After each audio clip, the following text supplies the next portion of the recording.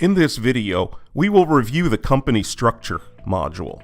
It's a module that helps develop a strategic map of all revenue and cost units, including divisions, subsidiaries, with visual aids of influence, preference, access, and the relationship of a particular company or unit. Welcome to Sales Optimizer's Account Optimizer dashboard. Search for the name of the module and click on it.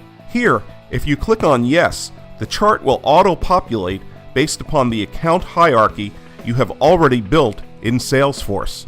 The items in this module include the client, which is the current account. They get added automatically as the subsidiaries.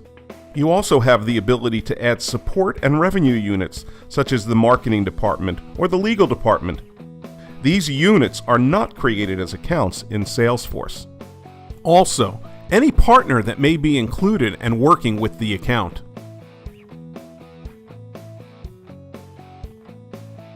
And finally, the competitor.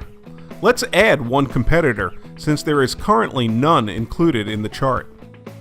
This will allow you to paint a full picture of how the company is structured. Once created, click on the pencil icon to input details about the company or unit's role in the decision-making process. Additionally, you can change the photo of the item to quickly identify it in the chart. Let's drag and drop this competitor next to the client to visualize their direct relationship.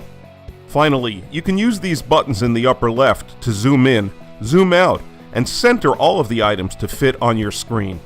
Don't forget to hit the Save button when you're finished creating your company structure chart.